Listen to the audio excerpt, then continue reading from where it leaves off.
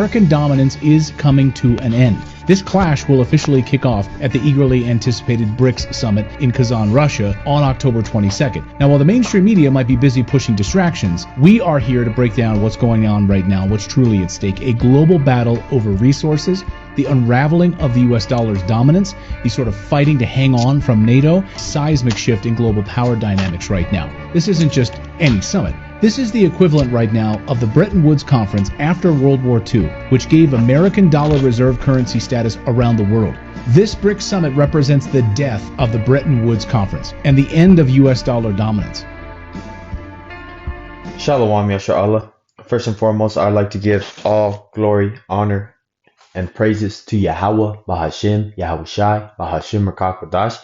Double honors to the beloved elders and the apostles at Great Millstone that taught me this truth. Peace and salutations to all you hopeful elect Akim out there laboring that are pushing this word in truth and in sincerity. This is your brother Amar from the GMS Boise, Idaho camp, and I wanted to come back at you with another lesson about the BRICS nations and the big summit that they're going to have actually tomorrow, and the sun's down already, so technically today they're going to have it, So what's going to happen is they're going to make decisions that are going to, just like this video said, make a competitor of the US dollar, because the current BRICS nations are Brazil, Russia, India, China, and South Africa. And then just recently this year, there was 6 other countries that also joined, which were Argentina, Iran, Egypt, United Arab Emirates, Ethiopia, and Saudi Arabia.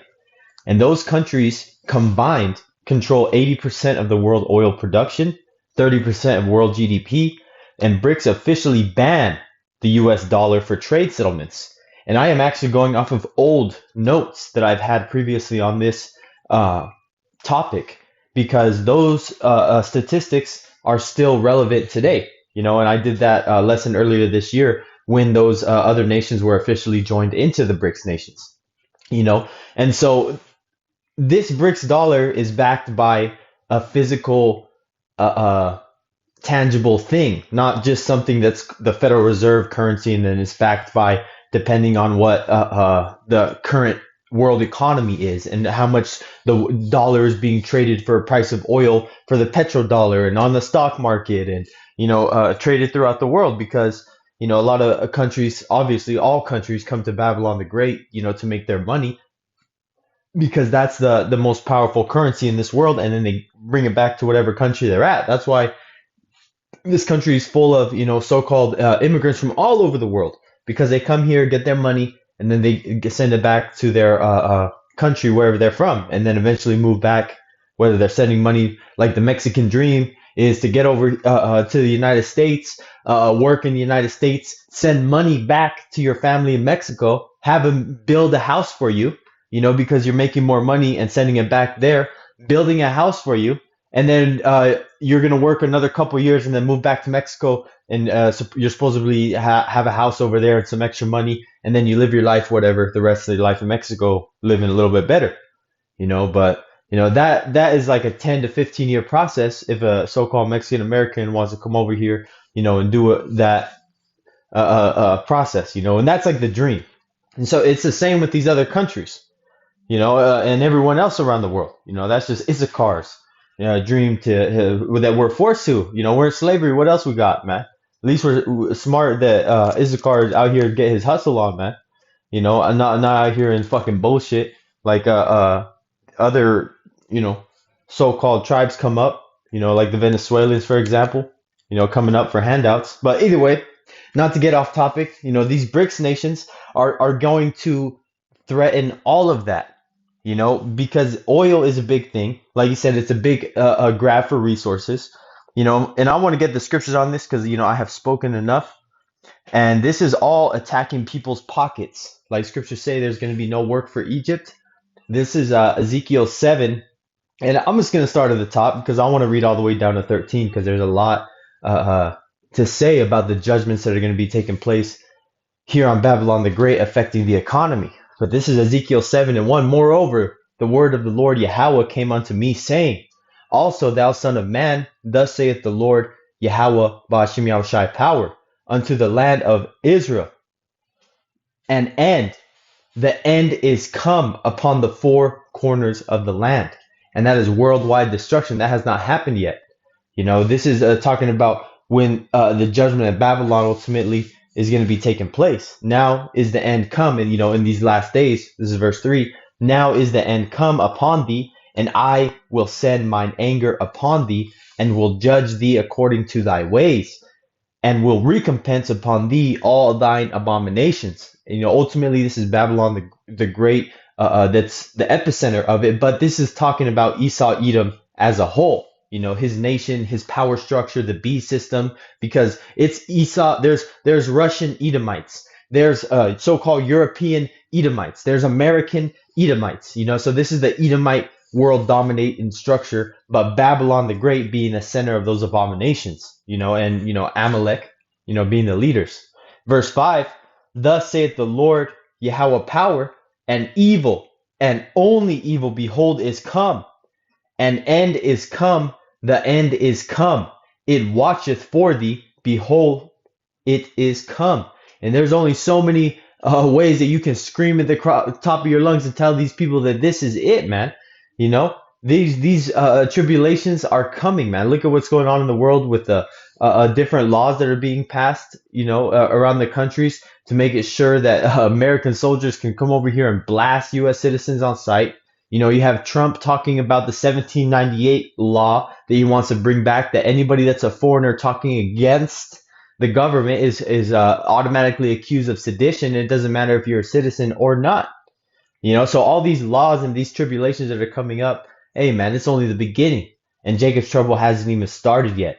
But this is the, shaking up the bottle. And ultimately that top is going to blow up. This is verse 7. The morning is come unto thee, O thou that dwellest in the land. The time is come, the day of trouble is near, and not the sounding again of the mountains. Which means these governments are not going to have any power because they're going to be taken out completely. Because we know that our land, Jerusalem over there, is going to be completely taken out. Babylon the Great is going to be taken out. This war is coming, man. This war is going to be ultimately nuclear. But there's going to be skirmishes before then. Like the army is going to be gathered together in the valley of Jehoshaphat. This is verse 8. Now will I surely pour out my fury upon thee, and accomplish mine anger upon thee. And the Lord's anger is not accomplished until Babylon the Great is completely destroyed. And that's how you know that this is a last days prophecy. This how the Christians say, oh, all the prophecies in the Old Testament have already happened. Explain this. This is roughly exactly, not roughly, this is exactly what it's talking about. Salakia. I'm going to read verse 8 again. Now will I shortly pour out my fury upon thee, and accomplish mine anger upon thee, and I will judge thee according to thy ways, and will recompense thee for all thine abominations. Esau, Edom, and Babylon the Great. And over there, Amalek, Salakia, over there, the Likohat land. Verse 9, and mine eye shall not spare, neither will I have pity.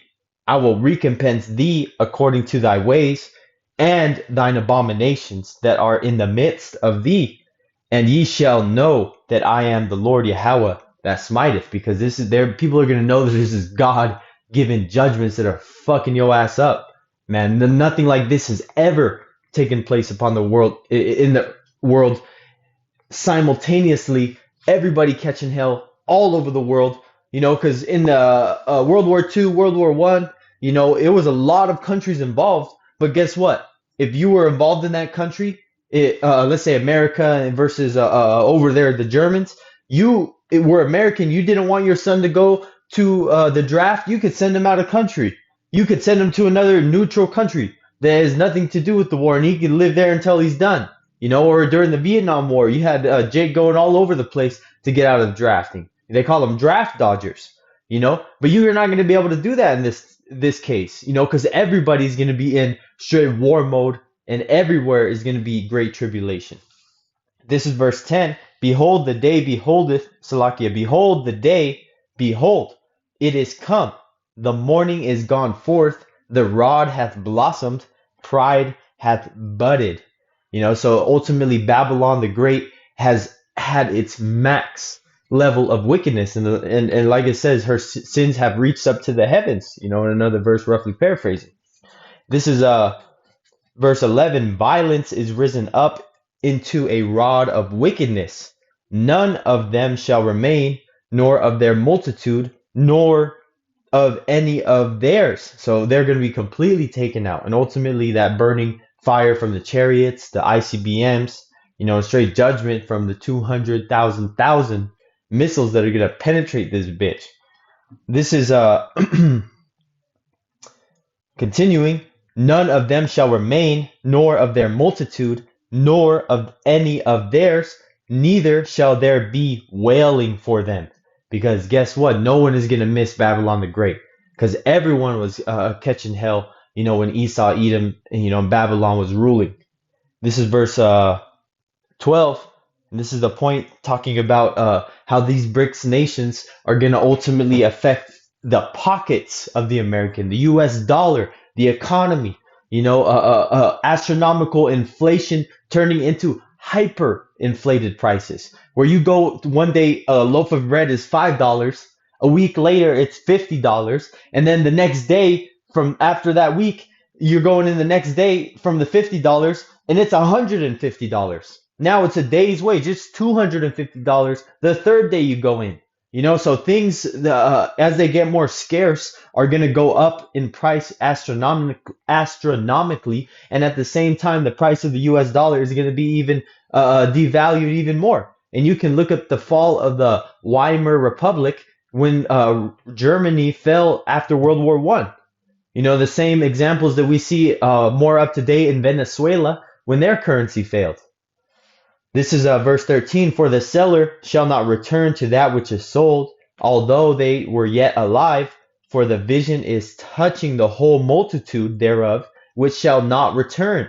Neither shall any strengthen himself in the iniquity of his life. And this is ultimately because this is going to be no value in the currency. There's going to be no point of being able to sell or do anything because there's going to be tribulation. And what are you going to sell to when everyone's being forced to take the charagma? Society's only going to be up and running so-called normal for a little bit.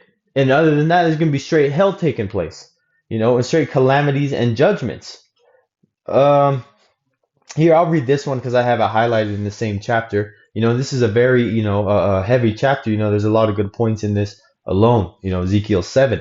This is Ezekiel 7:19. They shall cast their silver in the streets, and their gold shall be removed. Their silver and their gold shall not be able to deliver them in the day of the wrath of the Lord Yahweh. They shall not satisfy their souls, neither fill their bowels, because it is the stumbling block of their iniquity. They say cash is king. Everybody idolizes money. You cannot serve two masters, like the scriptures say. You are either going to serve Mammon or Yahweh. You can't serve the God of the Bible and Mammon at the same time. Your time is going to be split. If you're a business owner, you're going to be having to put 7 days a week, 365, 24/7 to run that business. So, hey man, that's why it's better just get a 9 to 5, get your daily bread, pay your bills, and keep it pushing. This is verse 20. And I want to take it back to the point at the top. They shall cast their silver in the streets, and their gold shall be removed. Their silver and their gold shall not be able to deliver them in the day of the wrath of the Lord. Because you're not going to be able to buy off anybody, anything. And they don't care if you're throwing stacks at them, because the tribulation is going to be so heavy. It's not going to be about money at that time. When Babylon the Great catches judgment, it's not going to be about money. It's going to be about judgment from Yahweh Bashem Yahushai and the amount of pent-up anger that these places and these nations have against this whore. Verse 20, I'll read that one. I didn't finish it. They shall not satisfy their souls, neither fill their bowels, because it is the stumbling block of their iniquity. Babylon the Great is defended and a top nation because of the US dollar's dominance. Obviously, first and foremost, because Yahweh Bashem Yahushai put them up in the position of rulership, but that's how they control the world. They with their military and with their dollar. That's two of their main swords. Verse 20, as for the beauty of his ornament, he set it in majesty, but they made the images of their abominations and of their detestable things therein. Therefore have I set it far from them. And I did want to get the NLT on that one right there. That was verse 20. This is Ezekiel 7:20. They were proud of their beautiful jewelry and used it to make detestable idols and vile images. Therefore, I will make all their wealth disgusting to them.